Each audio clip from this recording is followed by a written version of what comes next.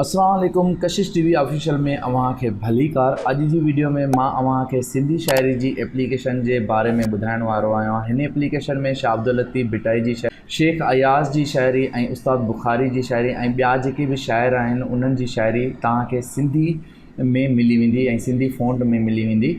त वधीक तफ़सीलात लाइ असां तव्हां हलूं था एप्लीकेशन ते हलण खां पहिरियां सभिनी दोस्तनि खे हिकिड़ो नंढिड़ो अर्ज़ु आहे, अगरि अव्हां मुंहिंजे चैनल ते न्यू अची विया आहियो त चैनल खे सब्सक्राइब कयो। उनखां बाद में हिन घंटी खे ज़रूरु दॿायो त फ्यूचर में जेकी बि वीडियोज़ अचनि उन्हनि जो नोटिफिकेशन मिलंदो रहे। जेको एप्लीकेशन जो लिंक आहे उहो हिन वीडियो जी डिस्क्रिप्शन बॉक्स में मां ॾेई छॾियो आहे। जेको दोस्त इंस्टॉल करणु चाहे थो उहो तव्हां लिंक ते क्लिक करे प्ले स्टोर मां उन एप्लीकेशन खे, सिंधी शायरी जी एप्लीकेशन खे उतां डाउनलोड करे सघे थो ऐं पंहिंजी मोबाइल में इंस्टॉल करे सघे थो। त हलूं था एप्लीकेशन ते ऐं वधीक तफ़सील मां तव्हांखे उते एप्लीकेशन ते ॿुधाइण वारो आहियां। तव्हां ॾिसी सघो था त हिते एप्लीकेशन मूं वटि ऑलरेडी इंस्टॉल आहे। प्ले स्टोर ते तव्हांखे सिंधी शायरी या सिंधी पोइट्री में तव्हांखे हिन एप्लीकेशन जो लिंक बि मूं डिस्क्रिप्शन बॉक्स में ॾेई छॾियो आहे। अगरि तव्हां उतां इंस्टॉल कंदो त तव्हांखे ईज़िली मिली वेंदी।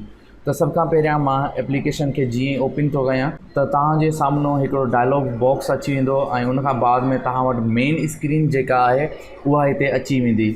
हिते तव्हांखे मुख़्तलिफ़ कैटेगरियूं मिलंदियूं। सभ खां पहिरियां उस्ताद बुखारी आहे, उनखां बाद में उदास शायरी, शेख अयाज़, शाह अब्दुल लतीफ़ भिटाई जी शायरी ऐं 2 लाइन वारी शायरी बि हिन में ऐड आहे। फ़िलहालु मां 5 फीचर हिन में ऐड कया आहिनि ऐं सभ खां पहिरियां अगरि तव्हांखे का बि कंहिं बि शाइर जी शायरी पढ़णी आहे त उन में तव्हांखे सिंपली उन ते क्लिक करिणो पवंदो। मां उस्ताद बुखारी जी शायरी खे ओपन करणु थो चाहियां त सिंपली हिते मां उस्ताद बुखारी ते क्लिक कंदुमि ऐं उनखां बाद में हिते उस्ताद बुखारी जी जेका बि शायरी हूंदी उहा मुंहिंजे साम्हूं अची वेंदी। ऐं तमामु बहितरीनु एप्लीकेशन जो इंटरफेस रखियो वियो आहे ऐं उनखां बाद में जेका बि शायरी आहे उहा सिंधी में तव्हांखे मिली वेंदी।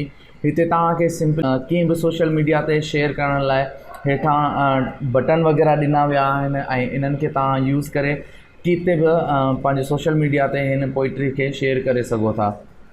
अगरि तव्हांखे सिंपली हिन टेक्स्ट खे कॉपी करिणो आहे, सिंधी टेक्स्ट शायरी जे खे सिंपली अगरि तव्हांखे करिणो आहे त उहो बि तव्हां करे सघो था। सिंपली तव्हां हिन ते क्लिक कंदो त हेठां तव्हांखे नोटिफिकेशन बि लिखिजी वेंदो त तव्हां जेका शायरी पढ़ी रहिया आहियो त उहा तव्हांजी शायरी जेका आहे कॉपी थी वई आहे।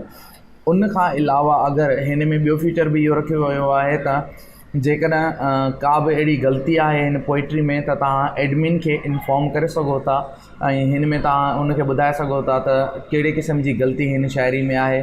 हिन उन टाइप जा बि कैटेगरियूं तव्हां लाइ रखियूं आहिनि ऐं हिते मैसेज आहे। हेठिन ऑप्शननि मां हिकु ऑप्शन सिलेक्ट करियो, नोट ही बि रिपोर्ट एडमिन चेक ज़रूरु कंदो ऐं तव्हांजी रिपोर्ट ते ज़रूरु को एक्शन खणंदो। हिन में कहिड़ियूं कहिड़ियूं कैटेगरियूं रखियूं आहिनि। अगरि शायरी पहिरियां मौजूदु आहे त तव्हां एडमिन खे ॿुधाए सघो था त हिन में ऑलरेडी शायरी मौजूदु आहे।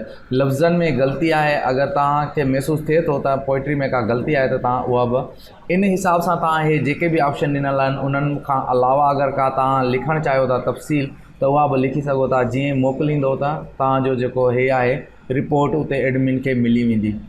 उन खां अलावा जेके फीचर आहिनि तव्हां सिंपली हिते अगरि तव्हां पंहिंजी ख़ुदि जी शायरी हिन में ऐड करणु चाहियो था त उहा बि तव्हां सिंपली करे सघो था। सिंपली मथे बटन ॾिनल आहे उन ते क्लिक कंदो त हिन टाइप जी तव्हां वटि पेज ओपन थी वेंदो। हिते सिंपली तव्हांखे मौज़ू जेके लिखियल आहिनि हिन में ऑलरेडी जेके शायरियूं आहिनि हिन में कैटेगरी ऐड थियल आहिनि।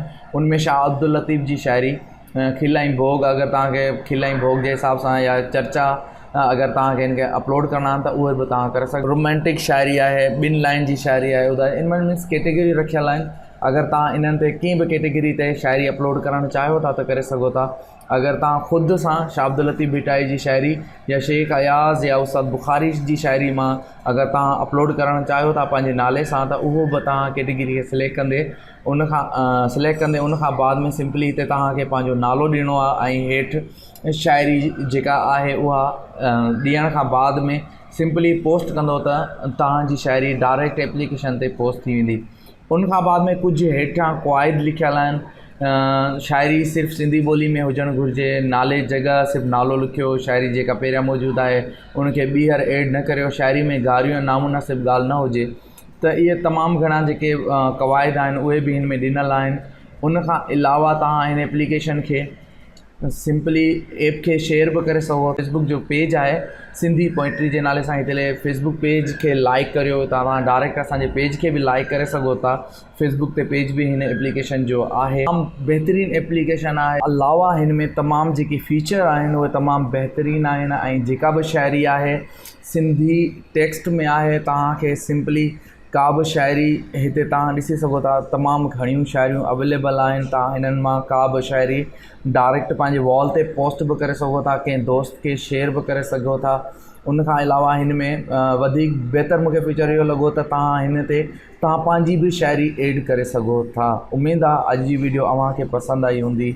अगर वीडियो अव्हांखे पसंदि आई आहे त वीडियो के लाइक ज़रूरु कजो ऐं तव्हां पंहिंजी राय मूंखे कमेंट बॉक्स में भी ॾेई सघो था। इंशाल्लाह अहिड़ियूं इंफॉर्मेटिव वीडियो तव्हां दोस्तनि सां शेयर कंदो रहंदुसि। त मिलूं था नेक्स्ट वीडियो में। अल्लाह हाफ़िज़।